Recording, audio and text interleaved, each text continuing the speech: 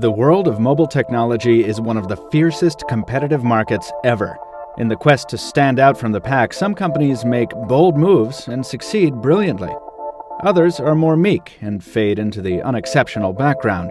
Still others fill the space between, innovating once and then endlessly iterating over and over again.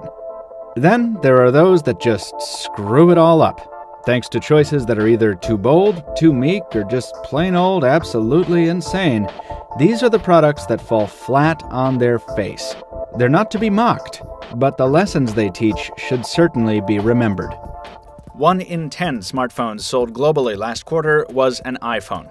That device, introduced in 2007, has proven one of the most impactful devices to hit the mobile landscape ever. But most people don't remember that there was an Apple-sanctioned mobile phone before the iPhone, and had it proven successful, today's smartphone landscape would look very different indeed. I'm Michael Fisher, this is Pocket Now, this is the Moto Rocker E1, and this is episode 4 of Pocket Now's Worst Gadgets Ever.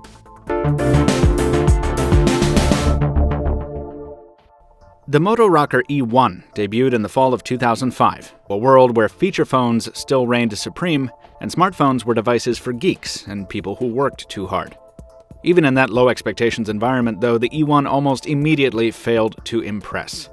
The phone didn't even feature a new design. It was actually just a rebranded Motorola E398, which at that point was over a year old and about as sexy in design as its model name suggests. In a world where the typical high-end cellular phone camera was already pushing 2 megapixels, the Rocker's VGA shooter was pretty horrible, as was its tiny 1.9-inch display. And considering Motorola was the company behind the widely acclaimed Razr, launched less than a year prior, the E1's chintzy plastic build quality was nothing short of embarrassing. This is the last phone you'd have expected a company like Apple to go anywhere near. So why was the Moto Rocker E1 unveiled by Steve Jobs himself at a September 2005 Apple event? Because the E1 was the first ever iTunes phone.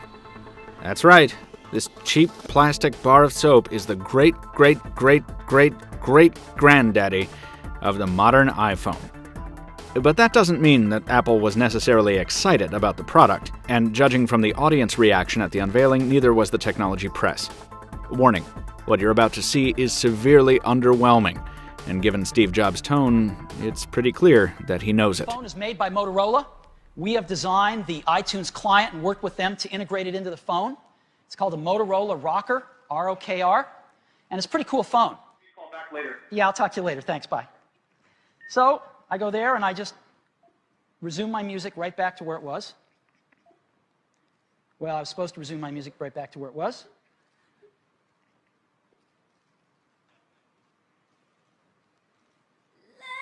I hit the wrong button. But you can resume your music right back to where it was if you hit the right button. The E1 launched exclusively on Singular in the United States, and it was immediately clear that it wasn't what people had been waiting for from Apple. Besides its shoddy build quality and hopelessly outdated feature set, the iTunes client itself was crippled. Sure, there was a dedicated iTunes button to jump right into the media player, and the interface looked like that of an iPod, and there were even hints of later greatness, like the phone's ability to pause and auto-resume playback after a phone call. But the iTunes app was fundamentally flawed, hobbled right out the gate by a crippling limitation. Despite the phone's ability to support up to a gigabyte of additional memory via microSD, you could only store a maximum of 100 songs on the phone. This seemingly arbitrary limitation had the effect of making the E1 much less appealing than dedicated MP3 players like the just-released iPod Nano, which many speculate was the entire point. In fact, as the story goes, then Motorola CEO Ed Zander accused Apple of purposely undercutting the Rocker E1 by announcing it the same day as the iPod Nano and then failing to fully support it thereafter.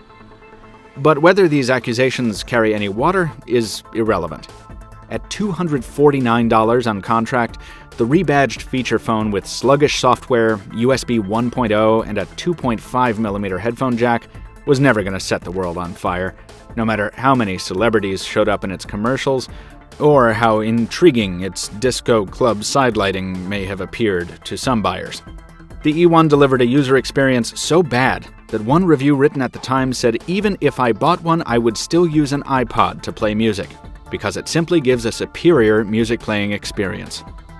With the exception of one more iTunes-enabled device, the Motorola Sliver, the Apple-Motorola relationship quickly evaporated, and just over a year later, Apple went on to change the face of the mobile landscape forever by going it alone. Meanwhile, Motorola, while not without a handful of significant hits, entered a protracted period of decline, culminating in its purchase by Google 6 years later. What lessons can we learn from this? Well, plenty, including the old caution not to rest on one's laurels in the case of Motorola. But probably the most important takeaway here is one Apple embraced wholeheartedly following this incident. Too much compromise can be a very bad thing. Apple's subsequent unwillingness to budge on fundamental aspects of its next endeavor meant that initially only one carrier, again singular, was willing to give Apple the kind of control it wanted, and Apple gained a reputation for zealously guarding that control. But that inflexibility eventually gave us the first-generation iPhone. And with the possible exception of the flame wars in the internet's comment sections, the smartphone world has been a better place ever since. It's a very good thing, in retrospect, that the Moto Rocker E1 failed as brilliantly as it did. Hello, Moto.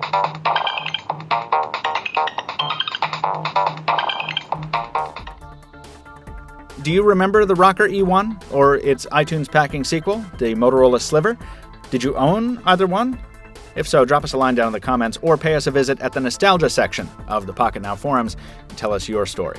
Meanwhile, you can check out other episodes of Worst Gadgets Ever here on YouTube. Drop us a like if you enjoyed the video, and follow us on social media. Until next time, this has been Michael with Pocket Now. Thank you so much for watching, and we'll see you next time.